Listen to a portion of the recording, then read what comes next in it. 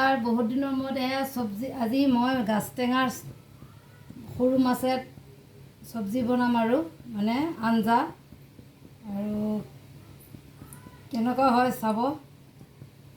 গাছ টেঙা মানে বাঁহৰ গাজ আৰু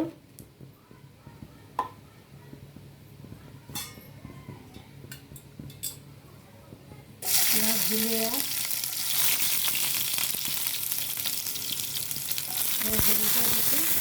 গাছ টেঙা মানে গম পাইছে ন, বাঁহৰ গাজ আৰু যোনে খাই গম পায় আৰু বাম্বু।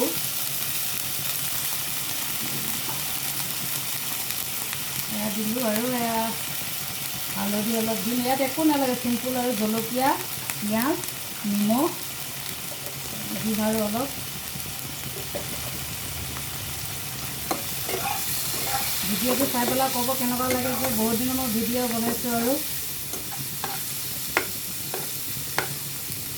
সময়ো নাই, যিহেতু বহুত গৰম পৰি আছে। আজি মন গৈছে বোলো ভিডিঅ' বনাই দেখোঁ আৰু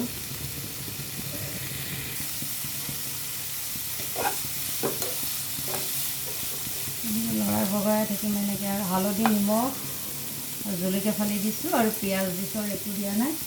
সৰু মাছখিনি দি দিম আৰু এয়া মাছখিনি ফ্ৰাই কৰি থৈছোঁ আৰু অলপ এইখিনি মানে ফ্ৰাই হৈ গ'লে তাৰপাছত আৰু ইয়াত আপোনাৰ পানী দি পেলাই দিম আৰু ফ্ৰাই মাছখিনি। ইফালে দেখিছে প্ৰেছাৰত আকৌ ভাত বহাই দিছোঁ।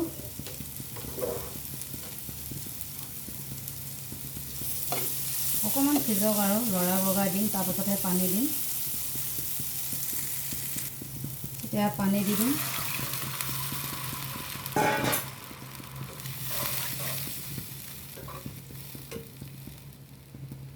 অকণমান উতলিব, তাৰপিছত আৰু দিলোঁ।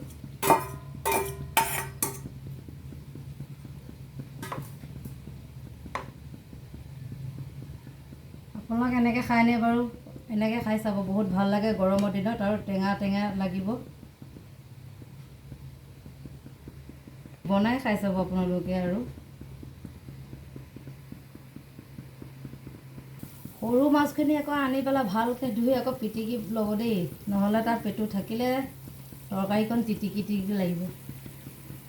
চব্জি মোৰ ৰেডি আৰু তাকৰ আমাৰ ইয়াত 2-3জনৰ মানুহৰ জোখৰহে বনাইছোঁ। এটা আইডিয়া কৰি আপোনালোকেও বনাব পাৰিব। আৰু ইয়াত সৰুৱা আমাৰ ঘৰত যিহেতু সৰুৱা মানুহ নাই আৰু ৰেডি আমাৰ বাঁহৰ গাজৰ সৰু মাছৰ চব্জি মানে আঞ্জা। কেনেকুৱা লাগিছে ক'ব। ভাল লাগিলে কমেণ্ট দিব আৰু বেয়া লাগিলেও ক'ব পাৰে। আৰু বহুত দিনৰ মূৰত ভিডিঅ' বনাইছোঁ আৰু